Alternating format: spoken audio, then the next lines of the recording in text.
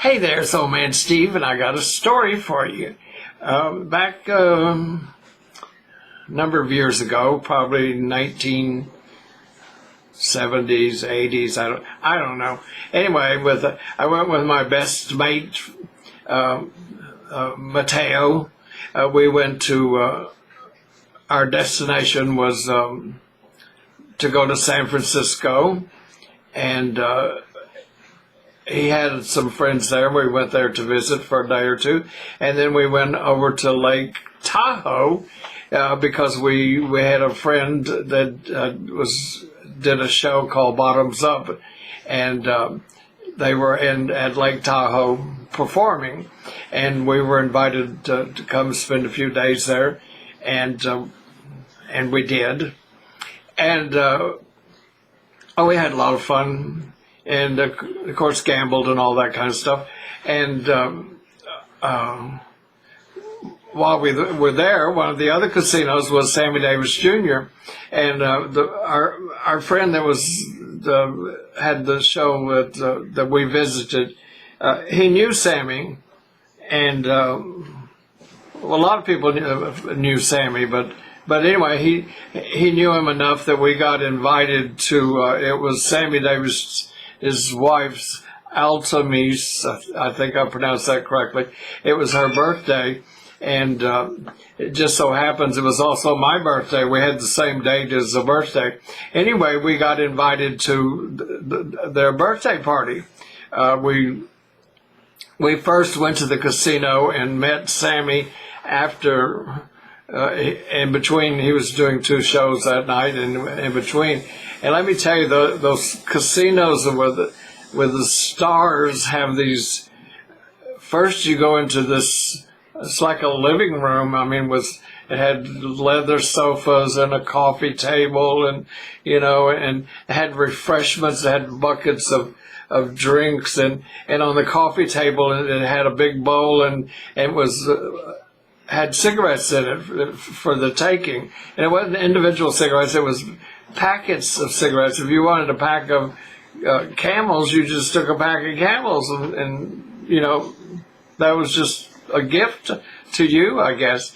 And then Sammy's dressing room was just beyond that. We didn't actually go in there. We sat in, like, I guess, the reception area, and he came out and said hello and.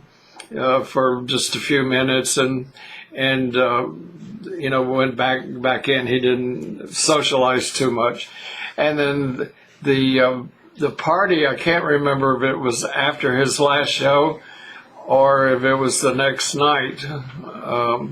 But anyway, it was in the penthouse of the hotel, and when we got there, they had that was only room on that floor, and there was like a desk that you had to pass security. You just couldn't go up to the room or the suite, as it were.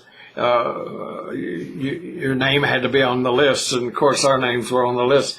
So anyway, we went in, and it was just. The place was like 2 stories. I mean, you had stairs going up, and it was. Just like in the movies, it was just very elaborate, and there was a lot of people there, and everyone was very friendly. There was a lot of drinking, and if there was drugs, I wasn't aware of it. I don't think there was, but they had this big buffet spread, and I remember the one thing that impressed me the most was this big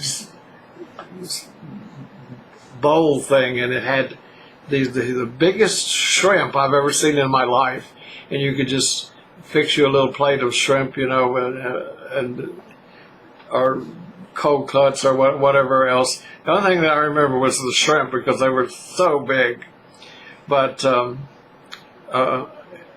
Altamise, his wife, was very friendly, and when she found out that our birthdays were the same, she came over and gave me a big hug and all that kind of stuff, and wished me happy birthday and blah blah blah.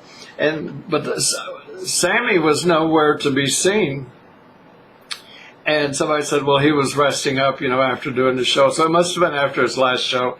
And then he came in, and the one of the walls of the suite was, as I remember, it was like all wood, and there's this door open and this panel open. It was really like a secret door, and that went into his private bedroom, I guess.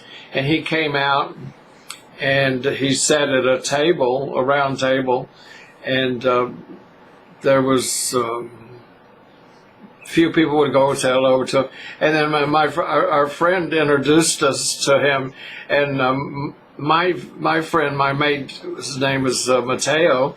He was Italian, and when Sammy was introduced to him, he said, "Oh, I have a few friends that are Italian." He said, "Come sit next to me." And so Matteo, he sat next to Sammy, and they talked the rest of the evening. Well, Matteo was just starstruck, and just, I mean, you couldn't talk to him for days. I mean, he didn't know what to say. He was just it was beyond belief that he spent the evening with Sammy. I was in the same room, but I didn't sit next to him and talk to him all evening like my friend did.